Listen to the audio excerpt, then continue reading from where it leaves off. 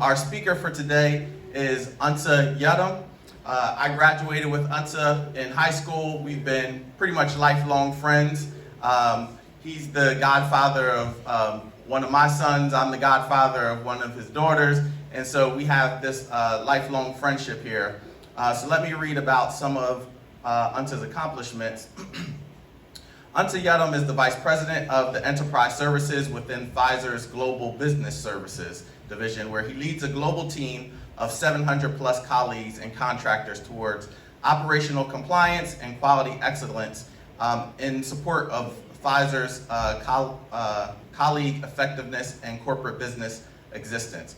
Prior to his role, he was in sourcing, and he led some units in terms of sterile injectables manufacturing, where he oversaw 70 plus colleagues across 10 sites in 5 countries, managing over $1 billion of direct or indirect material expenses. Let me skip down a little bit more. So Ansa has led many global teams towards exceptional performance. He has held various positions of increasing responsibility in areas of clinical trial recruitment, clinical services, outsourcing. Throughout the variety of his roles, Ansa has not only maintained a deep and wide understanding of operational, financial, research and development, but he has also demonstrated the ability to translate them into meaningful results.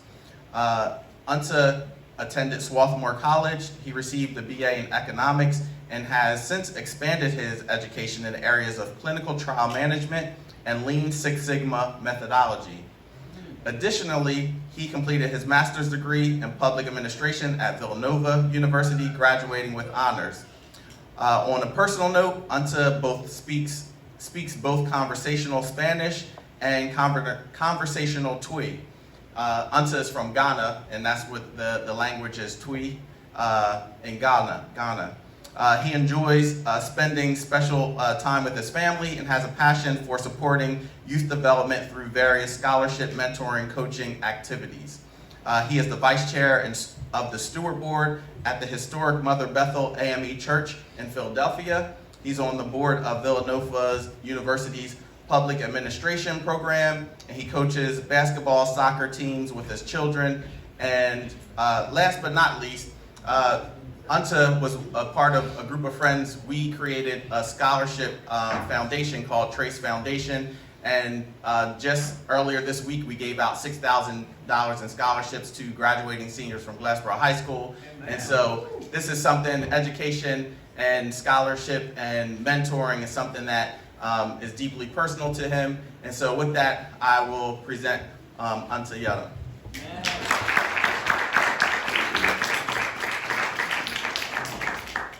Thank you for that introduction, Mel, and good morning, GT. Good morning. All right, you guys have a warm welcome. I appreciate that.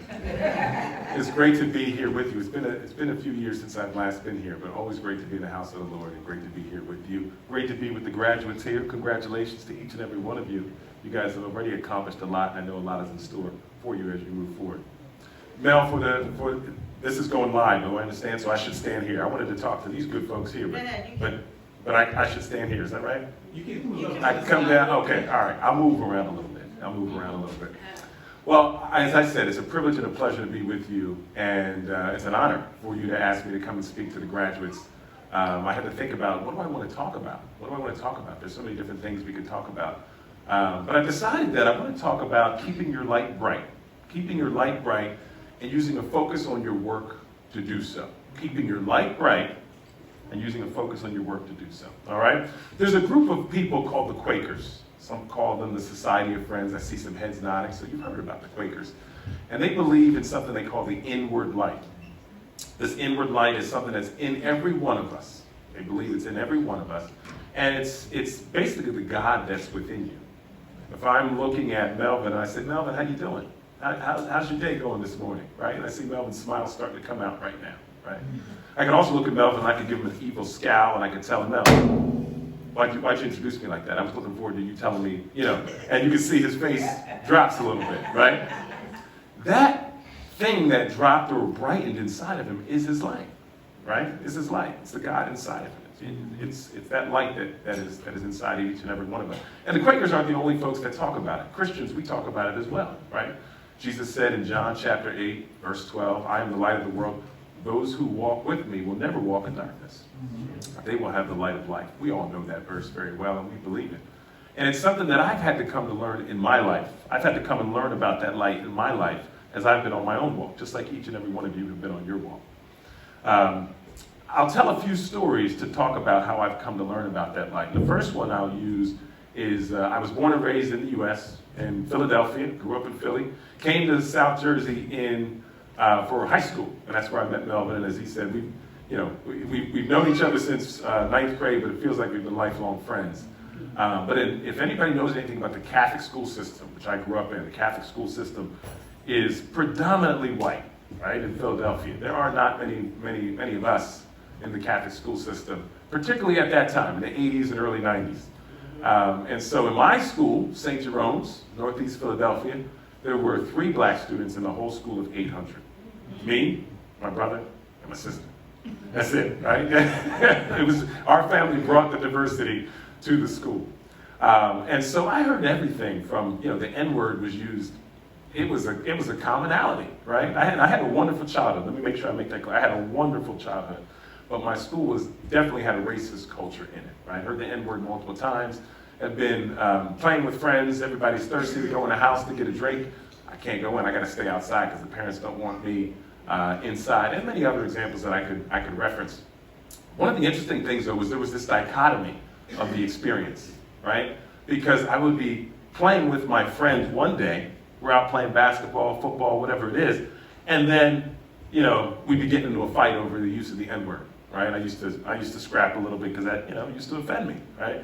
And then I'd be lauded for my academic achievements, but then hear racist tropes from, leaders, coaches, jokes that they might say as we were interacting. And so there was this dichotomy. If you're with your friends, they're lauding you, they're saying you're good enough in one area, but then in some other ways, they're communicating to you that you're not good enough, right? So there was this dichotomy. And it did used to bother me a little bit. Now, this is where I had to just take a quick pause and talk about mom and dad, but mom, soft spot for mom always. Because mom, from a very young age, instilled in me this idea of internal strength, of keeping my light bright. Now, Melvin said, my family comes from Ghana, right? And we come from a people called the Ashanti people in Ghana, okay? Some may use the word tribe. I prefer to say people, right? Because we're a group of people, right? And just like the Germanic people, you don't say the Germanic tribe, right? You say the Germanic people, right? So we're a group of people. Now, there are different groups of people in the country of Ghana. You have the Ashanti tribe, the Ga, the Ebes. I could go on. Now, we are the Ashanti. And the Ashanti were known for being the strong warriors of our land. We almost never lost a battle. We lost one. You can see the pride coming out as I'm talking about that, right? But we don't have to talk about that one that we lost. We're not going to talk about that today. It's about victory today. I'm joking. But we were the warriors, and we kept our light bright. We did not give up. You all know the British colonized Ghana, and they came and took over, and there were many groups that succumbed early. Not the Ashanti. We kept fighting. We fought strongly all the way till the end. They, in the early 1900s, took our king and took him 4,000 miles away to the island of Seychelles. Ghana is on the coast of West Africa. Island of Seychelles is near Madagascar on the east coast, because they wanted to try to cut the head off of the Ashanti people, right? They could take the king away. They wanted to get at the soul of these folks, right? And so they did that. About 25 years before the king came back. Actually, next year is the 100-year anniversary of the Ashanti Hene, as we call him, the Ashanti king returning. But my mother always told me that you come from the Ashanti people, from a line of kings and queens. Mm-hmm. And that put a resolve inside of me.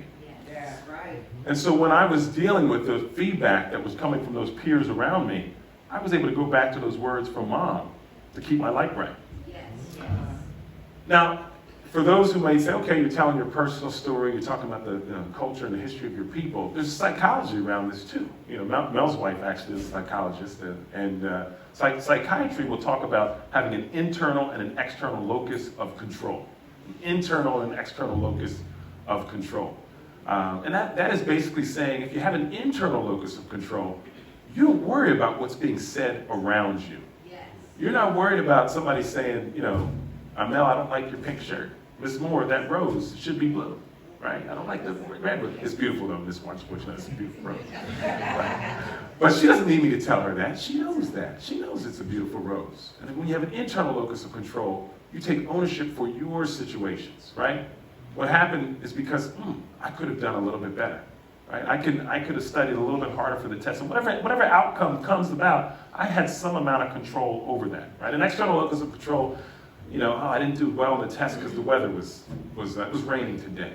I didn't do well in the test because the teacher didn't teach me, properly. And so there's psychology behind this as well. Bringing it home, let's go back to John chapter 8, verse 12, right? Jesus said, again, I am the light of the world. Those who walk with me will never walk with darkness, but will have the light of life. Now we think about that and we say, okay, great, Jesus is the light of the world. And that is the top part of the story. But the level underneath is telling us to look into the context of that statement. Yes. Jesus said that as he sat at the right hand of God the Father. And he knew he was going to have to go through a tremendous journey. He was going to have to go through this tremendous journey of being a human. Think about that. Being a God is now having to be a human. And not just be a human and live, but he had to go and endure all these feedback from the Pharisees. He was a 12-year-old young man in the church. He knew more than these Pharisees. These Pharisees weren't leading properly. They were focused on their drip, making sure their game was tight with their clothes. They weren't worried about leading the hearts and minds of people around them. And as a 12-year-old young man, he knew the truth.